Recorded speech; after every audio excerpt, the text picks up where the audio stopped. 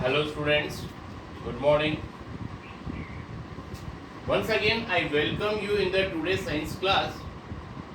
But up to the yesterday our one major group of microorganism completed, that is the bacteria. और उसके बाद का next major group of micro organism जो आपके पास आ रहा है that is about the fungi. Fungi common language में हम आपको बताएं कि किसी भी मॉइस्ट प्लेस पर, जैसे पिकल्स हैं, ओल्ड शूज हैं, कुछ भी है, उन पर जो स्ट्रक्चर बन जाती है थ्रेड लाइक, व्हाइट कलर हो सकती है, ब्लैक कलर हो सकती है, जिसको हम कॉमन लैंग्वेज में फफूंद बोल देते हैं, they are plant like organism. तो उसके बारे में हम स्टडी करेंगे इस ग्रुप के अंदर. ये फंगस होती है. फंगस के बारे में आप जानते भी ज्यादा कुछ ऐसा नहीं है. इसमें फंगस के बारे में बता रहे हैं कि फंगस का मीन्स क्या हुआ, they are plant like organisms. हम पहले बैक्टीरिया के बारे में पढ़ा, उससे पहले वायरस के बारे में पढ़ा था. तो यहाँ पर हम इंक्रीजिंग ऑर्डर में पढ़ रहे हैं. सबसे स्मॉलेस्ट कौन था? वायरस. उसके बाद क्या पढ़ा हमने? बैक्टीरिया. और हमने नेक्स्ट आ रहा है आपके पास फंजाई. फंजाई के बारे में बता रहे बेटा, they are plant like organism having cell wall. अब ये प्लांट लाइक क्यों मानेंगे? क्योंकि इनकी सेल स्ट्रक्चर में सेल वॉल प्रेजेंट होती है. और आपने शायद पढ़ा हो कि जिनमें सेल वॉल प्रेजेंट होती है वो प्लांट सेल्स कहलाती हैं. लेकिन फंगस की जो सेल वॉल है, सेल्स हैं, उनके अंदर लेक ऑफ क्लोरोफिल होगा. मतलब कि क्लोरोफिल एब्सेंट होगा. Chlorophyll if absent means they are not able to synthesize their own food. अगर किसी भी प्लांट के अंदर क्लोरोफिल नहीं है, इसका मतलब वो अपना फूड खुद नहीं बना सकता है by the process of photosynthesis. इतनी बात समझ में आ गई. उसके बाद अपने पास नेक्स्ट टॉपिक आ रहा है बेटा, दैट इज द हैबिटेट और लिविंग प्लेस. यहाँ पर हम कुछ बता रहे हैं फंगस कहाँ पर अपीयर होती है बेटा. Generally they are found in the dark moist places. आप समझ रहे हैं? डार्क मॉइस्ट प्लेसेस जहाँ पर थोड़ी नमी वगैरह हो, मॉडरेट टेम्परेचर हो, ऐसी कंडीशन में फंगस अपीयर हो जाती है. और एग्जांपल दे रखे हैं आपको, moist bread, leather goods, vegetables, rotting fruits और वेजिटेबल्स, इन सब के अंदर फंगस इजीली अपीयर हो जाती है. आपने कभी देखा होगा अपने घरों में जो पिकल्स, अचार वगैरह होते हैं, उसको पूरा टॉप लेवल तक वेजिटेबल ऑयल से फिलअप करना पड़ता है. अगर upper layer of the pickles जो है वो थोड़ा सा जो आपका वेजिटेबल ऑयल है वो कम रह जाता है, तो कुछ टाइम बाद उसमें ऑटोमेटिकली फंगस अपीयर हो जाती है. That is the micro organism group. इतनी बात समझ में आ गई बेटा हैबिटेट की. उसके बाद हम स्ट्रक्चर की बात कर रहे हैं बेटा. फंजाई में भी यूनिसेलुलर और मल्टी सेलुलर. ये तो आप समझते भी होंगे. यूनिसेलुलर का मतलब होता है made up of one cell, और मल्टी सेलुलर मीन्स होता है made up of more than one cell. यहाँ पर ध्यान से देखना बेटा, they consist of cell wall made up of chitin और फंगल सेलुलोज. अब हम ये बता रहे हैं कि इनकी जो सेल वॉल होती है वो बता रहे हैं हम आपको कि सेल वॉल जो होती है वो या तो आपके पास एक नेम लिख रहा हूं मैं, काइटिन बोलते हैं इसको, या तो काइटिन की बनी होती है या फिर फंगल सेलुलोज होता है. That is the fungal cellulose.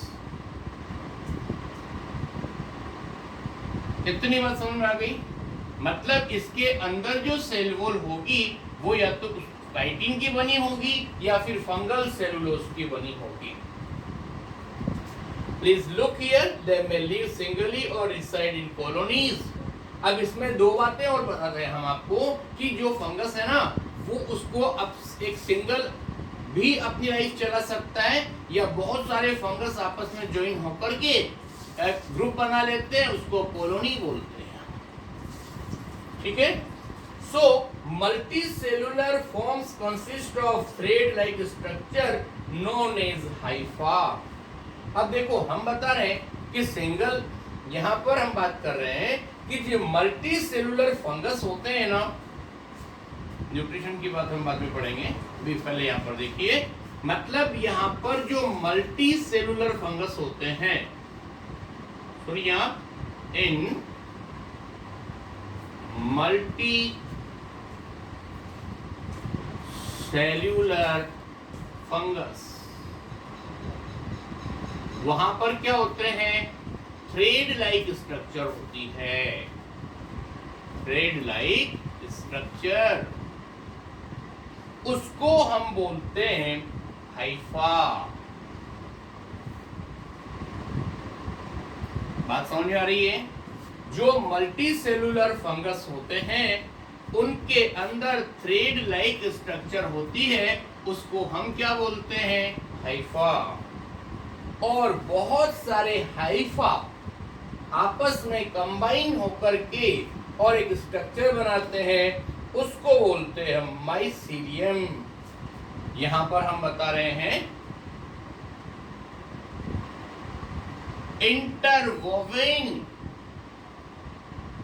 Yes, interwoven, yes, please look here, interwoven hypha form a structure, उसका नेम होता है बेटा माइसीलियम। मतलब इंटरवोवेन स्ट्रक्चर ऑफ हाइफा जो होता है उसको हम बोलते हैं माइसीलियम। तो कहने का मतलब क्या हुआ कि फंगस के अंदर जो भी स्ट्रक्चर होगा ना मल्टी सेलुलर के अंदर, उसमें सिंगल स्ट्रक्चर जो होगा व्हाइट थ्रेड लाइक, उसको हाइफा बोलेंगे, और बहुत सारे हाइफा आपस में इंटरवोवेन होकर के और एक बड़ी स्ट्रक्चर बनाते हैं बेटा, उसको बोलते हैं हम माइसीलियम, जो रूट जैसा बिहेव करते हैं। इतनी बात समझ में आ गई? अब इसमें एक बात और सुनना आप, जो यूनिसेलुलर होते हैं, प्लीज लुक हियर, यहां पर आगे बता रहा हूं मैं, ये हैबिटेट का मैटर अपना कंप्लीट हो चुका, और इसमें कुछ बात हम आपको बता रहे हैं। यूनिसेलुलर जो फंगस होती है ना, उसको नेम बोलते हैं हम, दैट इज द मोल्ड्स। इसमें मतलब कि टाइप्स ऑफ फंगस जो होती है आपके पास, उसके कुछ एग्जाम्पल बता रहे हैं हम, यूं मान लीजिए आप, इसमें होगा first number, that is the moulds, that is the bread mould. एक होता है आपके पास यीस्ट, आपने नेम सुना होगा यीस्ट सेल्स, तो वो फंगस होता है एक टाइप का, और एक बहुत कॉमन नेम आपने सुना होगा, दैट इज द मशरूम। ये इस तरह के एग्जाम्पल किसके बेटा, ये फंगस के एग्जाम्पल है। Mushroom is multi cellular consisting of stock and an umbrella. यहाँ पर ध्यान से सुनना, यहाँ पर पहले हम स्ट्रक्चर की बात कर रहे हैं, यहाँ पर मशरूम बता रहे हैं हम आपको। मशरूम में क्या होता है, मशरूम में आपने देखा होगा कॉमनली इसको हम अम्ब्रेला ऑफ स्नेक, मतलब सांप की छतरी जैसा बोलते हैं हम इसको। और ये जो डेड डीकम्पोज्ड ऑर्गेनिक मैटर होता है ना, रेनफॉल वाली टाइम पर ये किसी भी जगह पर ऐसे अपीयर हो जाते हैं, ये स्टॉक होता है, अम्ब्रेला जैसी स्ट्रक्चर होती है, और ये इस तरह का फंगस का डायग्राम होता है। इतनी बात समझ में आ गई आपके पास? अब उसके आगे की बात सुनिए बेटा, क्या बता रहे हैं। फंगस जो होते हैं वो टू टाइप्स होते हैं, ध्यान से सुनना। यूनिसेलुलर फंगस जो होते हैं ना, मतलब unicellular fungus, they are known as what sir, that is yeast। और मल्टी सेलुलर में आता है आपके पास मल्टी सेलुलर फंगस, उसमें अपने पास 2 एग्जाम्पल्स हो गए हैं, एक तो मशरूम हो गया और दूसरा मोल्ड्स हो गया। ओके, ये इतनी बात समझ में आ गई। उसके बाद हम नेक्स्ट मैटर पर बात कर रहे हैं, that is about the nutrition. Nutrition means you know very well, मतलब way of taking food. Nutrition means क्या होता है, the process of taking food कहलाता है बेटा, दैट इज न्यूट्रिशन। और you know they are heterotrophs, please remember, fungus are heterotrophs. Heterotrophs means depend on other for food. पढ़ रखा है पहले अपन ने। तो यहाँ पर ये heterotrophs है ना, तो heterotrophs होने की वजह से, heterotrophs होने की वजह से या तो ये अपना फूड पैरासाइट की फॉर्म में ले सकते हैं या फिर सेप्रोफाइट की फॉर्म में ले सकते हैं। पैरासाइटिक और सेप्रोफाइटिक, सेप्रोफाइटिक। तो पैरासाइटिक का मीन समझ रहे हैं आप, किसी भी दूसरे लिविंग बॉडी पर रहना और उसी से फूड ऑब्टेन करना पैरासाइटिक कहलाता है। और सेप्रोफाइटिक मीन्स होता है taking food from dead decaying organic matter। उसके बाद ये पूरी बात क्लियर हो गई और अपना नेक्स्ट टॉपिक आ रहा है, that is the reproduction. Please look here sir, what is the means of reproduction. पहले हम बता चुके हैं, दोबारा और बता रहे हैं, हर लिविंग बॉडी का एक इंपॉर्टेंट प्रॉपर्टी होती है, that is the reproduction.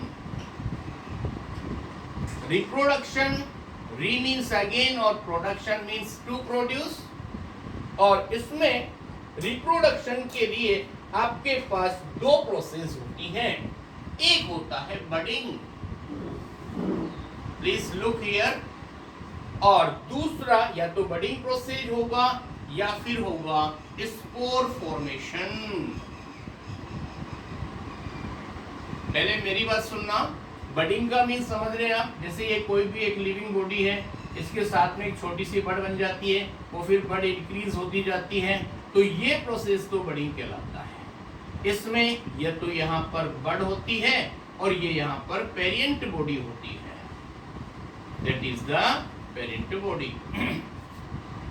Okay, ये यहाँ पर बड हो गई और ये प्रोसेस क्या हो गया, budding.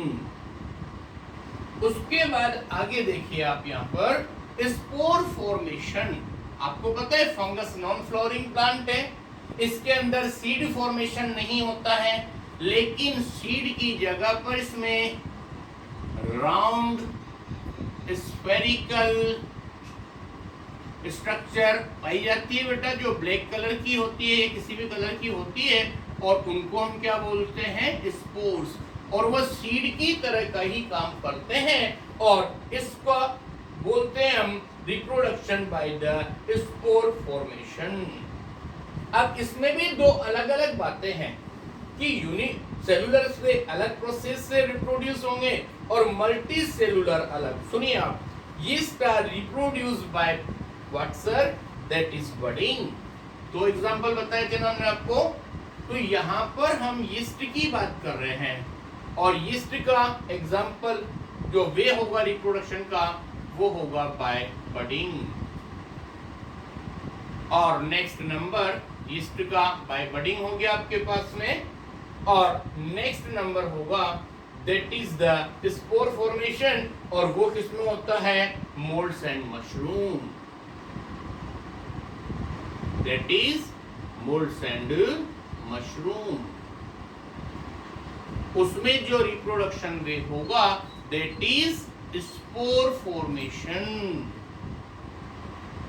Okay sir, now please look, so this is about the some introduction about the fungus. ये जो अपन ने अब तक पढ़ा वो ध्यान से देखिए. फंगस के अंदर फर्स्ट में हैबिटेट पढ़ लिया, स्ट्रक्चर पढ़ लिया और उसके बाद न्यूट्रिशन, रिप्रोडक्शन, ये इतना अपना काम कंप्लीट हो गया. ओके, और उसके बाद नेक्स्ट नंबर पर देखना बेटा, that is the beneficial bacteria. Beneficial bacteria को स्टार्ट करने से पहले हम आपको बता दें कि जो भी अपना राइटिंग वर्क है आपको सीधा अपना क्लास के व्हाट्सएप ग्रुप पर मिलेगा. Please every student complete your writing work timely. Anytime randomly we inform to you to check your homework. Okay, now please look next one. In this way our this matter is going on. Okay, thank you very much.